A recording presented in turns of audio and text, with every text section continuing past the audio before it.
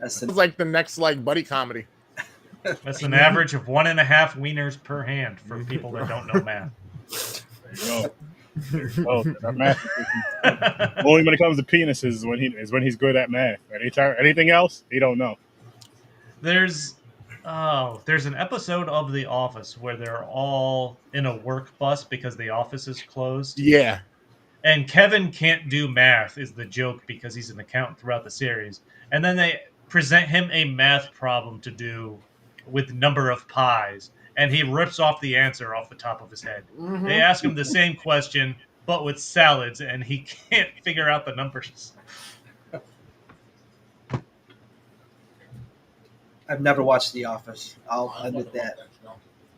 I've watched an episode or two. I couldn't get through it, so I just didn't go through with it. Listen, I love it. I understand it's not for everyone. I don't make the argument that by any means that it's the greatest show ever. That's for sure.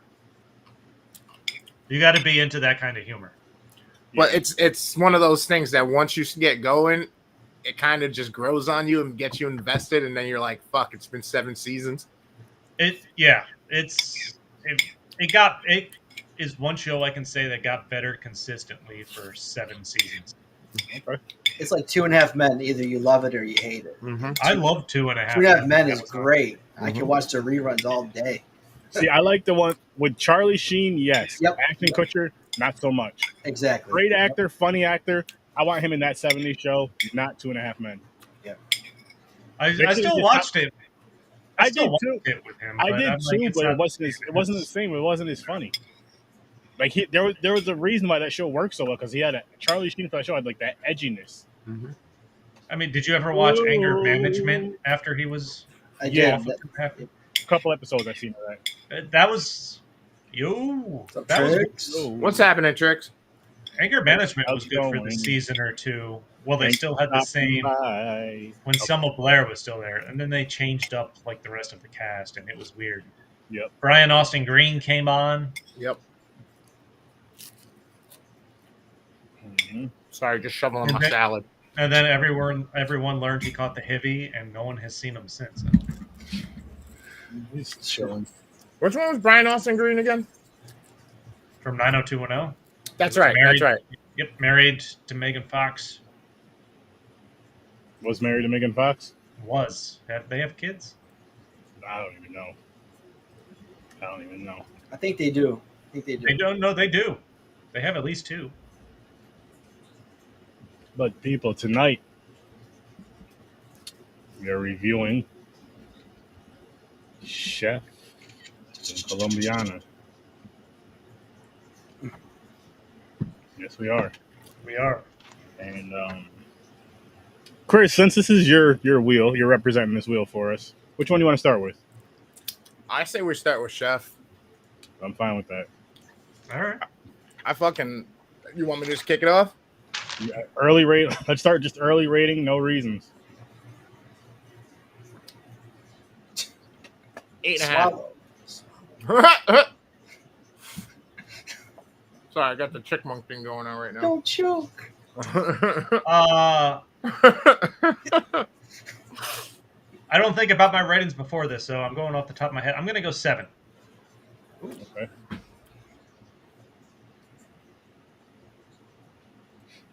I literally don't think about a rating until my face is on the screen. I'm going to go 9 right now. I'm going to go 9 right now. I'm actually with you, Deadpool, with a 9 for this one. Let's go. I may end up going 8 by the time we're done talking about this.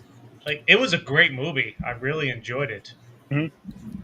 I just feel like they could have done a little more deeper backstory in certain spots. I felt like a little bit of it was rushed. Maybe his relationship with his kid or what happened between him and Sofia Vergara, his ex-wife, which I don't know why you want to try for the life of me, your damnedest to make that work, but still. Spanish women are crazy, no matter how beautiful they are. Look how she manipulated him to Florida because the ex-husband was going to be there so that he can fucking try to pitch for a food truck that he wasn't even pitching for. The guy was just going to give it to him anyway. This was also just Avengers. This was like Avengers Yo, food Gwyneth. edition. Or Jesus, not Scarlet. ScarJo. Fuck, man. Nacho, yeah. Woo! Five Zach Zach and and Sturdy knows. He said, "Ooh." Yeah, because this came out in 2017, so we're well into the Marvel cycle here. Oh yeah. Oh yeah. What came out in 2017? Chef. It wasn't 2014. 14. Yeah. I Was was it like, wait a second. No, was Colombiana 2017? Hey girl. 2011. Oh, wow. Okay, I don't know where I must have been looking at something else. So 2014, you're still you're still into the Marvel cycle here. Yeah, it's post Avengers because Avengers came out 2012. Yeah. Nice. So I imagine Robert Downey Jr. was doing this as a favor, probably, because he only has the one scene, and he was great in it. I loved it. That was hilarious. He goes in there. They have to wear booties on his shoes. Yep, He's talking about going back and forth between talking about carpet and his pregnant receptionist. He's like, best receptionist I ever had. On the other hand, I can't fucking trust her. Yep. Just came in here telling she's pregnant, and it's mine. Clearly, she's a fucking liar because I just had my tubes tied 2 years ago. He's That was his roles. It's perfect. That was a great scene. And it was enough. Like, you didn't need more. It would have been funny to have him in the movie, but you didn't need more of him in the movie. No, I think the thing with his character is they turned the notch up on his character for that scene, and to have him there more than he was would have really been annoying. Took it away. Yeah. I think he gets to play kind of a refined version of him at his lowest if he would have still been up in the game at that point, because he still plays that like douchebag kind of well, but at the same time he's even keel about it. You know what I mean? And then you get the Tony Stark, which is the eccentric billionaire, kind of has the same type of fucking ego or whatnot, but that's slightly different as well. So I just feel like he's really good at just manifesting and putting out that piece of him that made him be the person that was in the news articles back in the day. You know what I mean? Oh yeah. Oh man, he lived that life that he's kind of trying to portray in this at least one scene. Yeah. This movie was really good. I thought it would be good going into it. I don't think John Farva. How do you say his last name? I say it a different way every time I try to say it. I don't really think he acts too much anymore. I think he just mainly directs. Yeah. But I'm not mad at it. No. But I remember like all the movies. Actually, was it him and who did he do? What was the like Vegas clubbing movie he did or something? Was that with Robert Downey Jr.? Vince Vaughn. I think it was Vince Vaughn. No, that was Vince Vaughn. Is that like Singles or something like that? Swingers. Yeah, Swingers. Yes. Okay. No, he's been a great actor too. Just all the way through up until he got more into directing. Mm-hmm. And I think that's clear in the scene where he just fucking goes off on the food critic in the restaurant. Like, holy shit. I like that scene a lot. It was just going crazy, letting them have it. Let them know his true feelings, just letting it out there. Where he's yelling, you're not going to fucking get to me. It's pretty clear he has. Yeah. And then it's online and calls the publicist. She's like, holy shit, I've never seen anything like this. Like, it's so bad. My favorite scene out of the whole movie is the scene when he's sitting down with his son and he's like, hey, man, like these memories, this is kind of dope, you know, even though it's going to end eventually. But like, he gets to tell him, like, you know, I'm passing this along and I want to share this with you type shit. And his son is kind of like, to me, it's literally like I saw his son get teary-eyed. I saw him start to get teary-eyed. And I was like, that part is not the acting, because that is him literally saying the same shit he's feeling in that moment, talking to his son about making the movie. Like, I'm so glad we got to share this experience together type shit. You know what I mean? Mm-hmm. It was fucking dope. And then when Deadpool told me it was his son, all of a sudden I'm like, why is this kid so familiar? Was he the fucking kid that Robert Downey Jr. in Iron Man 3 gave the watch to and shit in the barn and all of that? No. It looked just like him to me. I don't know what I don't remember what the kid looked like. I've been meaning to go back and watch that though, but yeah, I don't know. That kid, the kid was awesome. Yeah, absolutely. John Leguizamo was fucking. Dude, I love this movie. I can't stop laughing and chuckling throughout the entire length of this movie. And I don't know if it's just because I'm like, yo, this is like a family get together. This is like my cousins here. You know what I mean? Just being a fucking asshole. It's like, I fucking love John Leguizamo. I really do. The banter back and forth and shit. The way he was treating the kid and everything. Like, I fucking loved it. I loved it. John Leguizamo is a weird actor to me. Like, there's nothing I've seen him in that I dislike him or anything like that. I've always liked him and stuff I like, but I'm thinking about it hard now, and I think it's because he always interacts great with whoever he's working with. He's one of the greatest supporting actors, I think, of our time, and he's underrated by so much because everybody sees him and expects this high fucking standard of like acting or whatnot, I think, in a lot of the movies. But all of his movies are solid, man. Anything that he's a part of, it's usually pretty damn good, and it's usually because he had something to do with how his character portrayal was, to me. Yeah,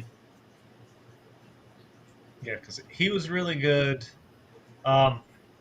Honestly, I really enjoyed one of my favorite parts about this movie that really helped with the story was Jon Favreau learning about technology as it went along. Yeah. It was fucking hysterical.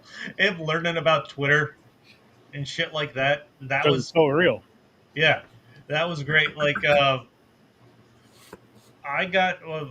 once I realized how crazy this cast was, like it was an Avengers reunion, then I got more into the story. Because it started with the rough restaurant review. Fucking Dustin Hoffman, who I wasn't expecting to come in as the owner of the restaurant. I cracked up in the restaurant review when he finished it with talking about his dramatic weight gain and all the food that gets sent back to the kitchen. I was like, dying. Bro, every sentence all of a sudden it was like, and then people start dispersing and shit. I was like, Yep. That was a good scene where they're reading that. And then he comes back he's up all night, he's in the kitchen. John Leguizamo comes in and just at one point in the dialogue, he's like, yeah, man, fuck Twitter. And he's like, and Jon Favreau's like, I'm not on Twitter. It's like, what's going on? Yeah, they avoided it like a plague. He's like, oh, nothing. And then they just keep carrying on the conversation. Then the sous chef comes in, and starts talking about fuck Twitter too. He's like, what the fuck's on Twitter? I thought that was really good. And I like that they connected that to him becoming more emotionally connected to his son, because his son knows how to work Twitter. Yeah. And, ended up doing all the online promotion for the food truck once they got it going. That was fucking dope marketing the kid was doing. This literally gives you the blueprint of the technology age in growing a business, no matter what it is. This is how you do marketing, period, for anything that you want to grow, whether it's a quick pop-up shop or an established place that you're like, I'm in here for the long haul. This is how you do fucking marketing. At the minimum, this is how you start out. Yeah. This is how you start to build your business. But I like that it was just a way for him. That's how he found his way to his son, essentially. Yeah, they found something they were both kind of interested in, and kind of especially connecting with the food truck. They both love the food truck. Well, at first, and now that I'm saying this, it didn't dawn on me till now. At first, it ruins his career, right?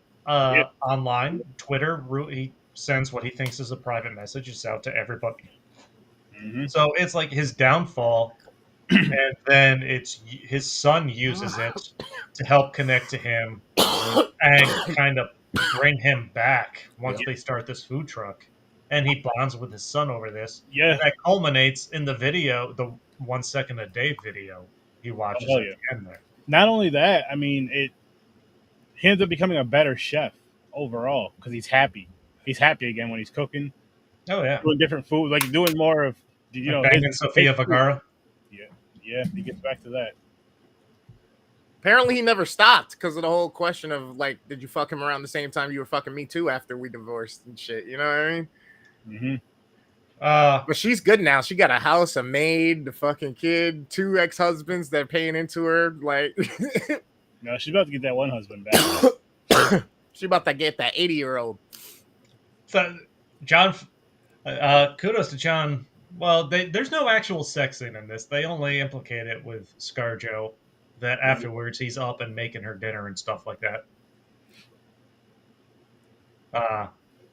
But when your character in a movie has clearly implied that he has slept with Scarlett Johansson and Sofia Vergara, I'm like, pretty good. Hey, that's perks of being the writer, director, and producer. That's true. It does it all. And actor, sorry.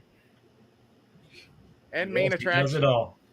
I really enjoy the vibe of this film. I really do. Like, I love the story of the parenting. I love the story of, the skill and the trade. Like, because it's one thing, people always want to pass down their business, but this is something different. It's not just about passing down the business. It's the skill that will always be used. And literally, you can never go hungry if you have this skill. Not that it's the analogy that people say, hey, if you have a trade, if you have this, that, and that, you'll always eat.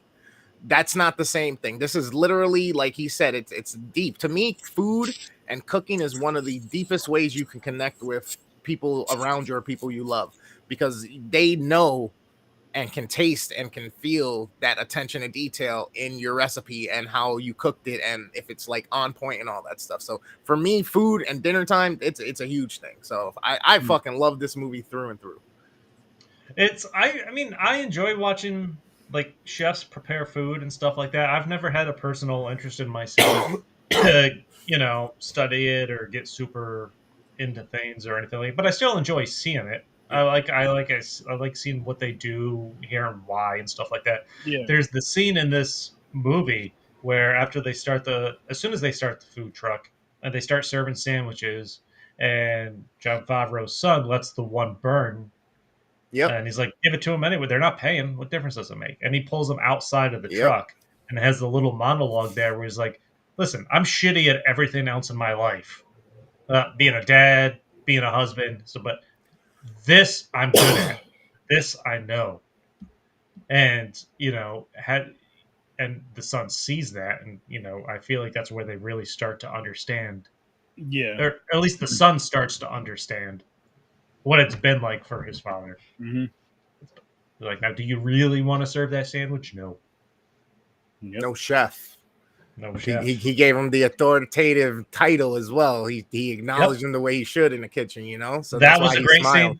Oh, by the way, going back to when they were talking about fuck Twitter, and I wrote this one down because they started asking if pussy required a database, like what's on Twitter and stuff like that. I'm like, that's hilarious. One of the reasons that scene cracked me up.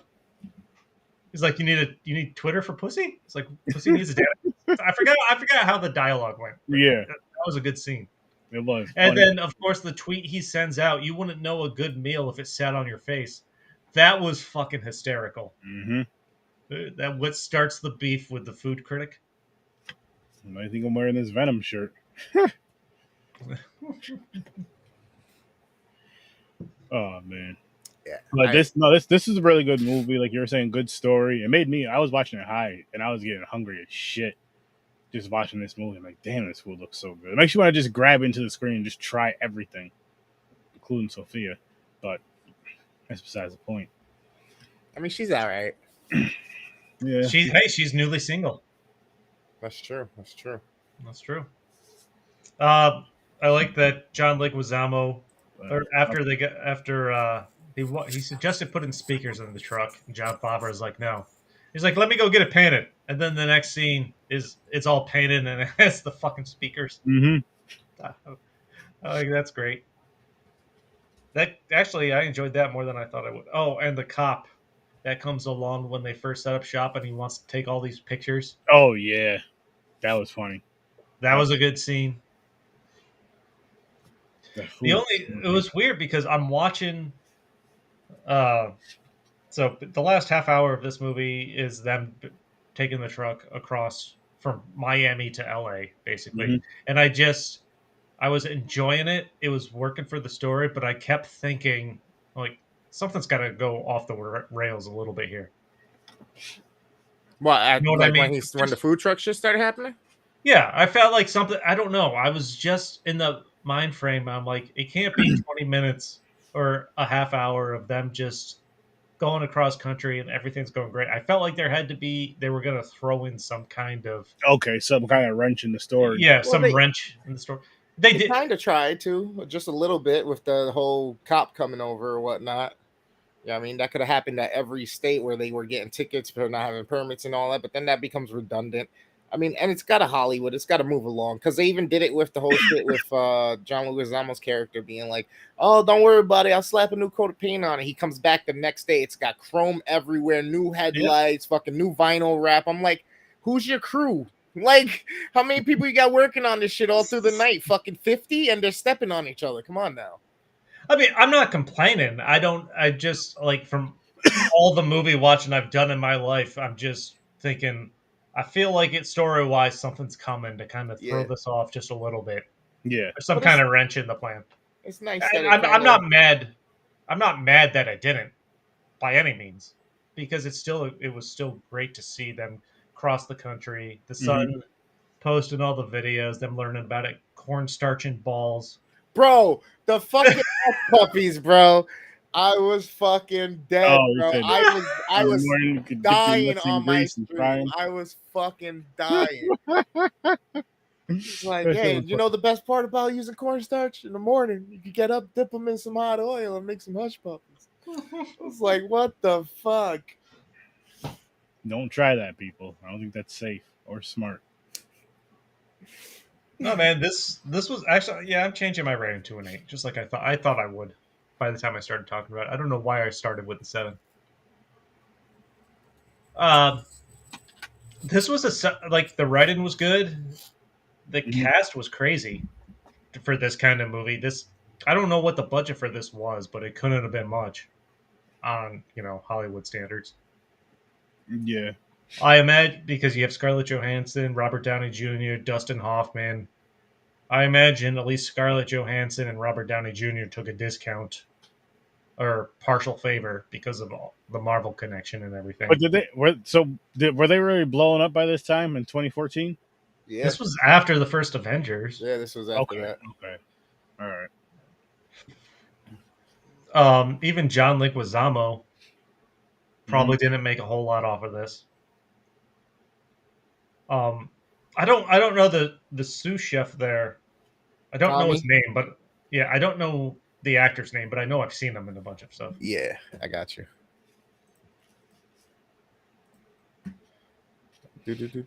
Sophia, but you're still talking Sofia Vergara. How much would she normally make in like a real Hollywood big ass movie, as opposed to this has the cast of a Hollywood blockbuster, but it plays out like a more not totally independent, but somewhere in between. Yeah, it could be though. It could be Bobby Cannavale. Okay. Definitely seen him around a lot. In fact, the scene where he's first introduced, Jon Favreau is running out to get his kid, and he wakes up and he sees him in his car, waking up from being hungover. He's like, he's like, you still smashed? No, chef, I'm good. He's like, that was good, right towards the beginning there. Yep. Oh, what the hell is that movie?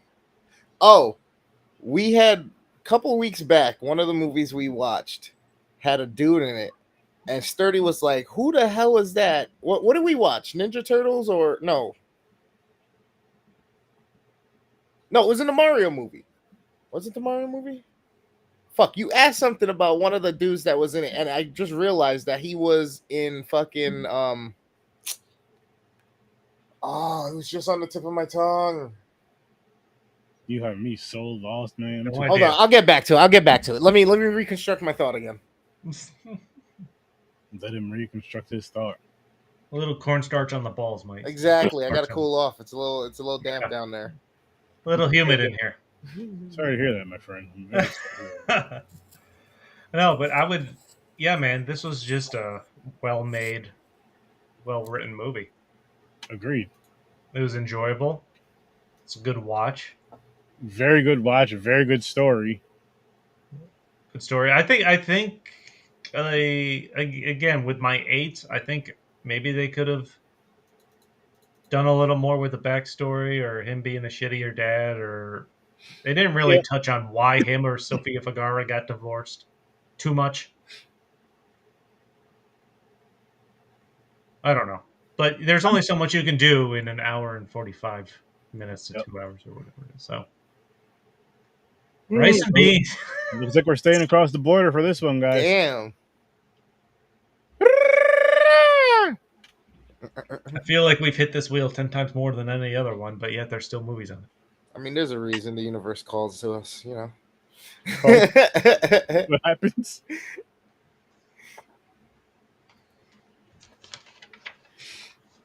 Oh man.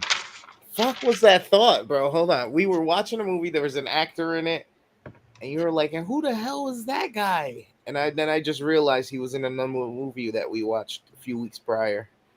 Like an 80s movie. Fuck, was it this blonde dude? Fuck. Owen Wilson? No. I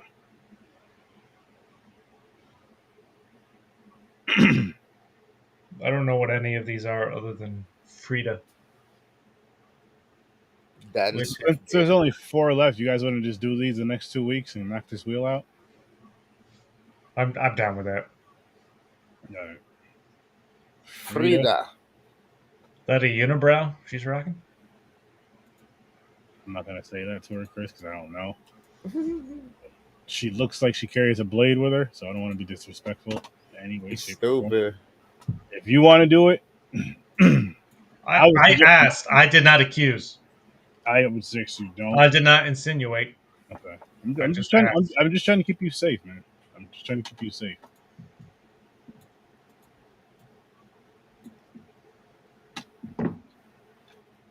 You're my guy, you know. DADPOOL gonna make it back?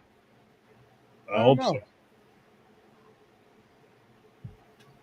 Stand and Deliver. What was that? Let's go, Deadpool.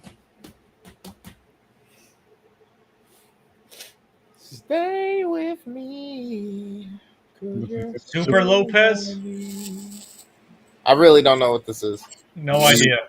I think James picked this. That son of a bitch. He's not even gonna be here for it. Hold on, let's Rub it in his face. Super Lopez. That can't be anything racially sensitive. It has to be. I'm gonna make sure that's even available to watch before we do it. Oh, it's on Netflix. Okay. Nice, nice. I did not expect that to be even available. Word. No, not 2023. Lord have mercy. 2023. No, I said not 2023. I'm looking something up on the Super Mario Brothers movie. I think that's where that actor was that you were like, who the hell was this guy playing? I think it might have been the person that got turned into Goomba. That the machine got used on. The Evolved. But I was like, I know that actor from somewhere. You were like, who the hell was that guy even? And I was like, we watched a movie with this guy. And it just clicked in my brain.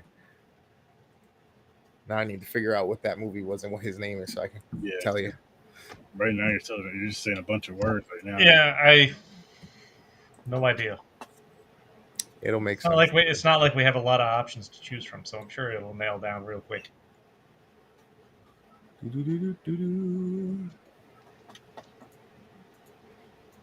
Dance with me and Stand and Delivers for the next week, and then we don't do.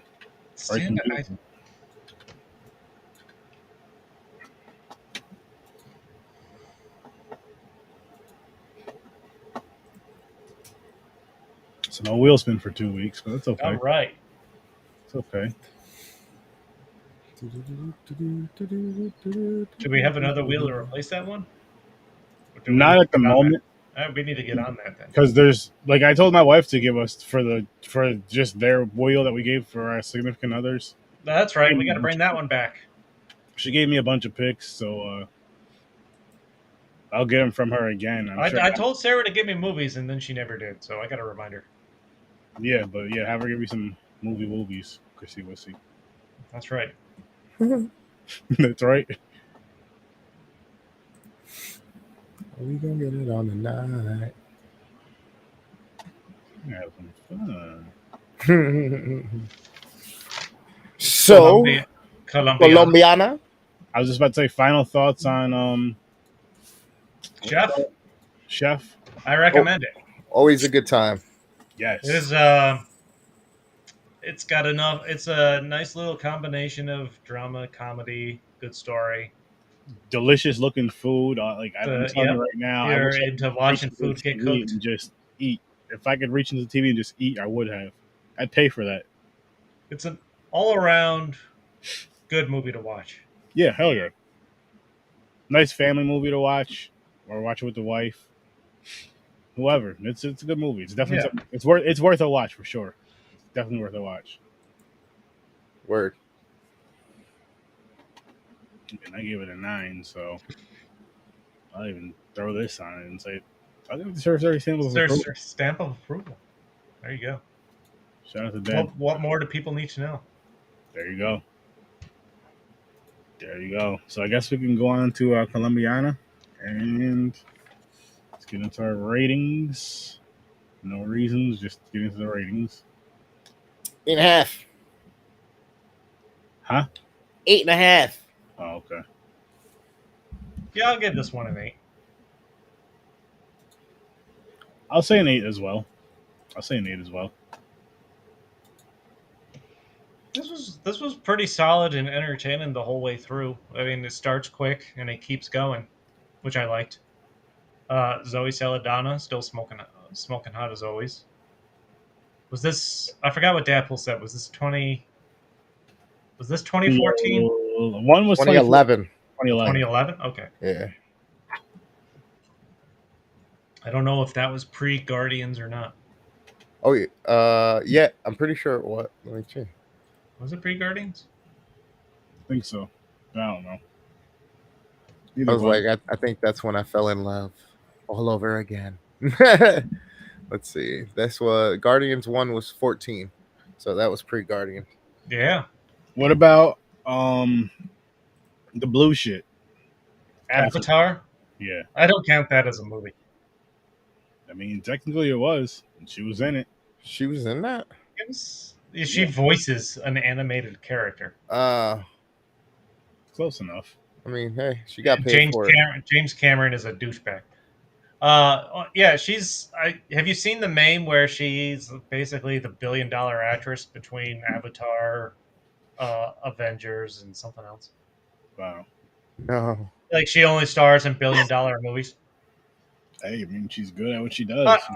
She's great. I'm not saying that as a knock on her by any means. But not at all, and not even just by looks. Like, yeah, she has the looks, but she can also act. Like that. Yeah, because there's she's plenty great. of She's great in her roles. See them looking great, but then the acting sucks. You're just like, oh my gosh, like this just ruined the whole damn scene. Yeah, she looks good, but just fucking have her stand in the corner. Like, not to diverge too much, but there's a joke in the Barbie movie they make that's fantastic, where Margot Robbie, that plays Barbie, has a line where she's like really down, talks about not being enough, and then she specifically says a line somewhere along the lines of not being pretty enough, and then they have this overdub of like the director or someone involved in making the movie saying, note to movie makers, if you want to drive this point home, don't cast Margot Robbie. Damn. Like, that's one of the reasons the Barbie movie was so great, is because they knew how satirical it was. But yeah, Colombiana was great action movie. Mm-hmm. This was a first time watch for me. Same here. And I mean, I was, the drug trade, I was intrigued right from the beginning. As soon as they come to kill the father and his wife and the girls sitting at the table, the young Zoe Saldana as the kid, the guy's talking to her, wanted to know where the disc or whatever she has is, and then the scene cuts to her slowly reaching under the table, and then all of a sudden she pulls out the knife and Stabs him right in his hand. stabs him right in his hand. And then later he Because- shows it. Oh yeah, it was great because that kid was just so fucking still the whole time that was going on. Well, you might not know this about Spanish women, Chris, but they're basically born with those blades. Ask Chris. So it's just a natural reaction. That was all natural. That wasn't So actually. are you guys on edge that you're going to get stabbed at some point, just like all the time? I mean, it's the world we live in. Sometimes, you know, depends on the week, you know. Sometimes I'm worried about the opposite. You know what I mean? Am I gonna have to? No. I'm with a small white woman, so I just get emotionally abused and yelled at, and I do fear for violence sometimes. But still, she broke me down spirit-wise, but I don't generally worried about getting stabbed. That's good. What about poison, like your coffee or something? I don't fear poison. You don't fear it? No. See that? He's gonna wake up in the basement, tied to a chair. Watch. Chris gets it. He knows how to stay useful just enough. I'll paint the deck. Don't worry, I'll paint it. Yeah, I do just enough. Try to keep the bar low. See that? It's horrible. That's relationship advice. That's how men get. Try to keep the bar low. That's the best relationship advice I can give.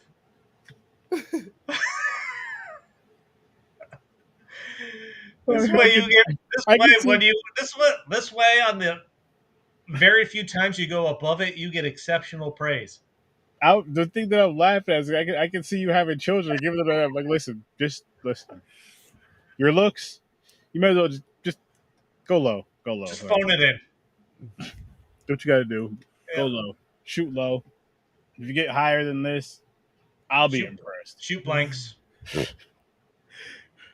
All right, kid. You're either getting into sports, you're either going to be really good with robotics, smart, something. You better be fucking smart, or you're going to have to be super funny. Yeah, super funny, super smart, or hitting a home run every time you swing that goddamn bat. Because yeah. Oh man, Colombiana. I like how she was trained from a child up to adult. Just how as soon as she got to her, what I assume was her uncle's, was it her uncle? Right? Yeah. She goes and she says she wants to be a killer. Can you help? I'm like, she knew her path as soon as her parents got murdered, like what she wanted to do. I was like, wow. That's and then he just pulls his gun out and just starts shooting. I'm like, this dude is holding her hand, just that was a great scene where he forces her to choose between the gun and the backpack, saying, I can teach you to be a killer, but you'll be dead in 5 years. You need to learn from school. You need to learn. You need an education to survive. For me to teach you, basically, what he was saying. And she got her education, and then he taught her how to survive and had her back. But that was just like, it was dope to see. None of it felt over the top for me as many parts as that should have. It didn't bother me. Like the scenes where she's climbing on the outside of the building, you're thinking that's over. I'm just like, it doesn't really bother me. Shit was dope. Cool. No, that was the whole prison. Yeah, because it's like a 20-minute scene where she's trying to murder this guy in a prison cell. And just the intensity of everything she's doing.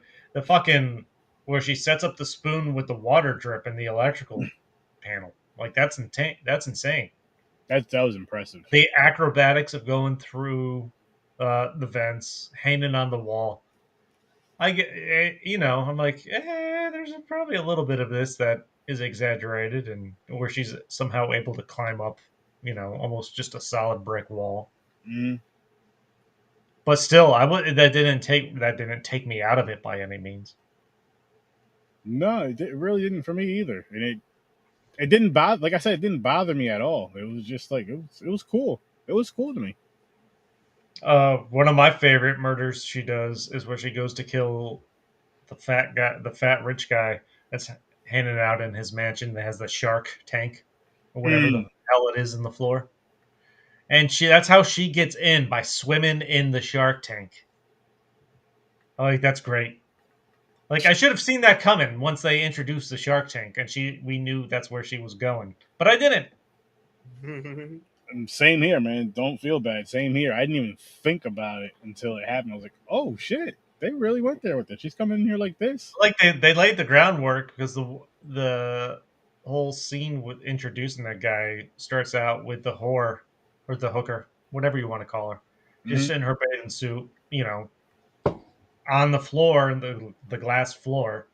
And he's like, yeah, drop of blood in there and they'll be your best friend. Yep, we're having one. Yeah, yep. Like, they're not trying to foretell anything here at all. Yeah, the kills in this, like the shit she was doing was real cool. It was dope. I was like, wow, she's good. And the part where she's talking to is he the governor or something? Or where the cop's talking to her, and he's like, listen, this she needs you to do blah blah blah blah blah blah blah. And he's like, I have bulletproof glass up to blah blah blah blah blah. Oh yeah, the cop sniper a few steps back, she shoots through the window and shoots the picture. And he looks so fucking scared. He's like, all right, what do you need? That was a great scene. Yeah, scaring the CIA agent with and the he's like, CIA. make sure you don't say anything to anybody.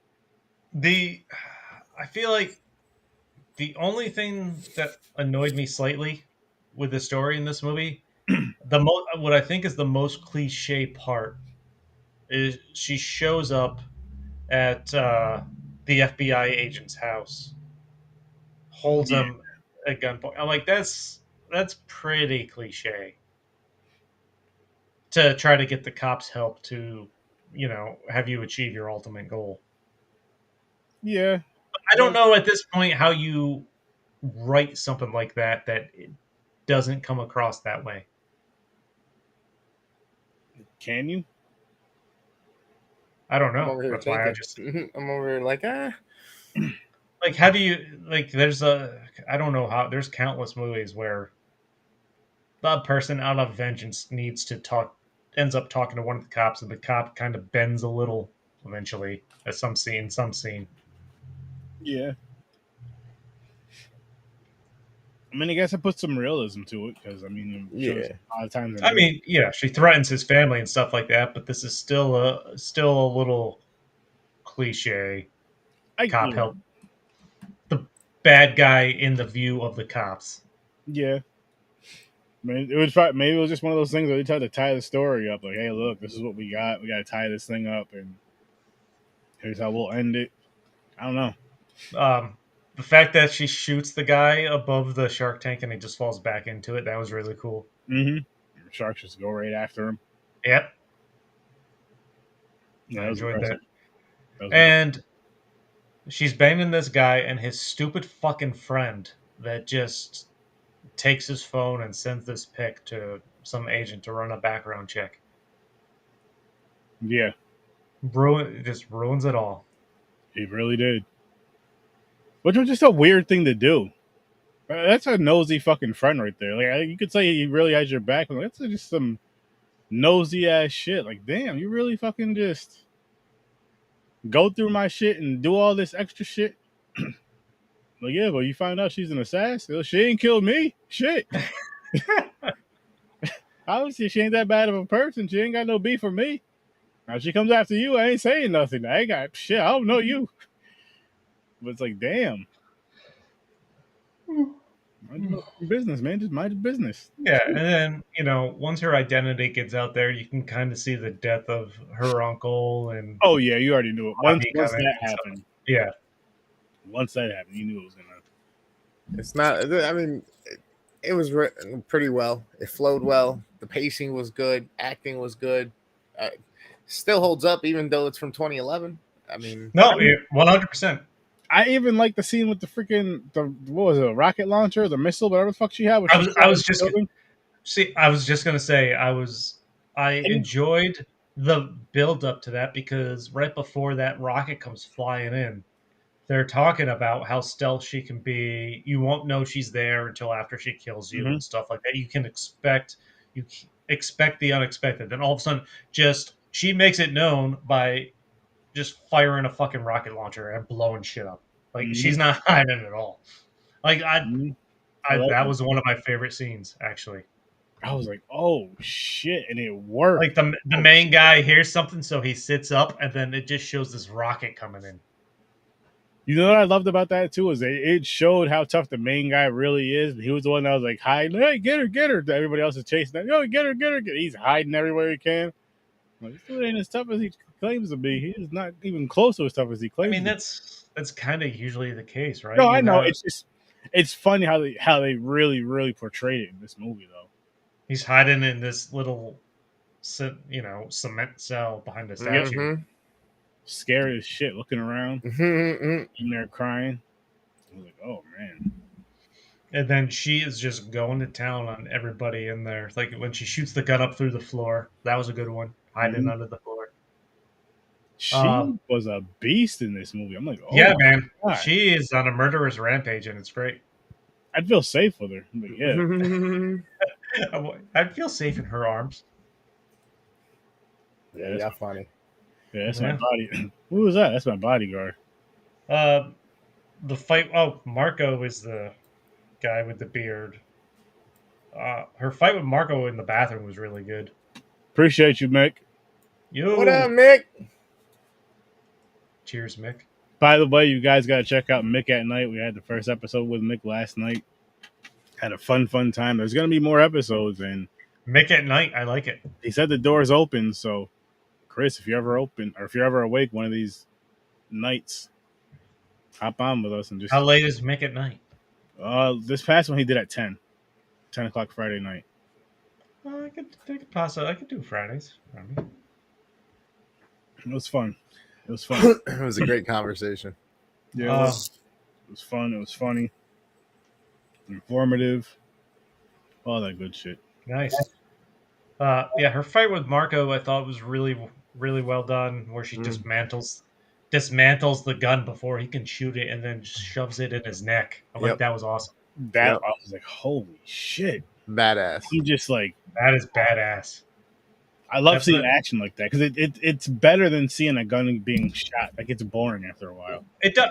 What that's the thing about action. Like so much of it you've seen before at this point. When they can sneak something in that you're not used to seeing or haven't seen or something like that, that is what makes the fucking scene. I mean, that's why I love the Raid 1 and 2 so much, is because the action is just, which we should review them one of these days on here. But the action in those two films is so... Yes, there is guns in there, but there's a lot of hand-to-hand combat. There's a lot of combat with just weapons, not the guns, but, swords and all that other shit. And it's just so fucking dope. I'm like, wow. Wow. So I can't wait to do those type of films. It was good. And, of course, I enjoyed the main guy being eaten by dogs at the end, where he's yelling on the phone. He's like, I'll never be where you want me to be. And she's like, you are exactly where I want you to be, or something like that. And the dogs are in the van. And she tells him to eat. Yep, eat. Oh. Got him. They've got a lust for blood. I'm like, okay. A little... Yeah, she was feeding them those raw steaks all the time. Yep. So. Like, it works. It's okay. I think I would have... I don't know. I think there's better ways. I think there's better ways they could have taken him out. Bomb in the van? A bomb would have been too easy. But I think the dogs are more on the leaning towards the more unrealistic. He could have got... I mean, he did have time to get out the van and just close the door and run. But he didn't. So, but still, it works. Okay. Didn't bother me too much, though. No. Bother me too much. And okay, my question to both of you is: would you watch either one of these movies again? I would. Which one or both? I would watch. Actually, I'd watch Chef first before I watched Colombiana. Same here. I'd definitely watch Chef again. And what's funny is I seen like maybe like the last half hour ish, maybe more or less. It was on late night on TV when I just put it on just to throw something on. I was like, oh, this movie ain't bad. I would like to see the whole movie, and then boom, here it is. This was a good movie. And of course, Zoe Saldana in her leotard there in the prison. That was nice. Oh my gosh. Yeah. Yes, yeah. And I haven't heard the Johnny Cash version of "Hurt" in a long time. At the end in there, that was great. She was a great song to wrap up the movie on. And I wasn't even annoyed that she called the pseudo boyfriend there at the end, and he's like, "I love you." I'm like, okay. Yeah. You guys got I mean, oh, go ahead, Chris. No. I was gonna say the same thing. The connection. Oh, go ahead. I was gonna ask you. So, what did you guys think the connection would be? Your perspectives. See, I had a different Marvel, all Marvel characters. that works. That does kind of work. I was gonna say the alligators. Remember when the little boy was taking pictures of the alligator head with his father and Chef? Was there an alligator head? Yeah.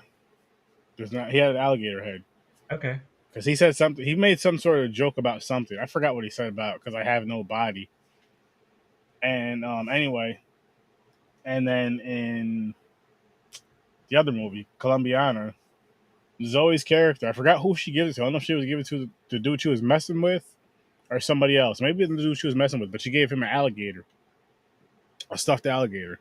Oh, yeah. That one I remember. So, boom. That's my connection. I just feel like these are both wholesome family movies. They're both wholesome family stories about trials and tribulations of family togetherness. And I guess in different ways because it's families that just took different directions. Yeah, one taught their kid how to be assassins, and the other one taught their kids how to be cooks, chefs that love fucking pastries in New Orleans and not the voodoo. Something we didn't really talk about for Colombiana is her uncle, of course, takes her in, teaches her to be a killer, and then once he realizes she wanted to be a killer, just to really get revenge on the people responsible for killing her parents. He's like, this is going to ruin us all, and I can't support this. And you see what ended up happening. Yep. Overall. Which was just like, holy shit. You weren't surprised with that, though. You weren't surprised. No. It happened. Colombiana's good, but there's nothing in it that surprises me, story or action-wise, really. Same here. Chef is a great, just fucking well-written and acted story. And it's a fun movie too. Like it's something I know I can definitely throw on again if I'm watching it, or just have it on as like background noise while I'm doing something else. Chef, it's a dope feel good movie. It is. Chef is a great date movie. It's a great movie. I'll say I'm gonna add on to it. Have some good food while you're watching that movie. Oh yeah, the Chef is that is the perfect movie to pair with if you're making dinner for a date. Try to make those foods like one of the meals from the movie. That's if you're having a date night, bro. I wanted a Cubano so bad all day, and then Danae gets home and is like, "Yo, we went to this restaurant. She got the Cubano, and I got the pork chops." I'm like, "You got any of that Cubano left?" Oh man,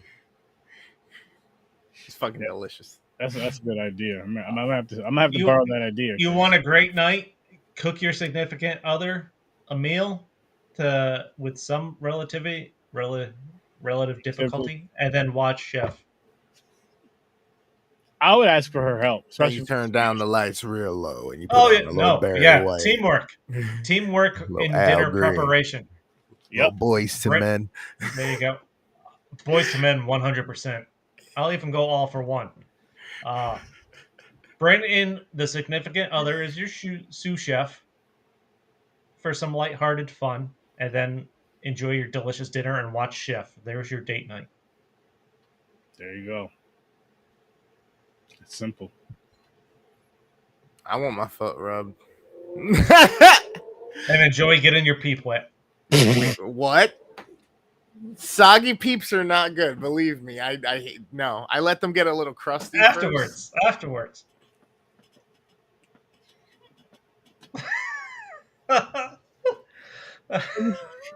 What the fuck?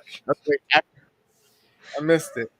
Oh my gosh, that took a turn, and then you two just kept going. And I'm just like, oh shit, where's it going? I had nothing to Listen, do but laugh. I don't know. I started that. Puerto Rican Chris took it further. I'm mad at it. I just had to laugh. how? You got to prove it. I feel like crust is not a place you want to end up with. I don't even know what that means. I don't know. It seems like a good place to finish. That's what she said. Yeah, I got nothing else to say about these. That was a total Michael Scott moment too, bringing it full circle to The Office. Oh shit! But yeah, check all of our links out there right here in the description. Check out Worst Damn Gamer. Check out SourceFromVar. Check out Horror Research 30. Check out the Z Network. But we're gonna get on out of here, people, and we'll see you next week. 2 more Rice and Beans movies, actually, for the next 2 weeks. Thanks for popping by. Peace, peace, peace. Well, how do kids do it these days? I don't even know.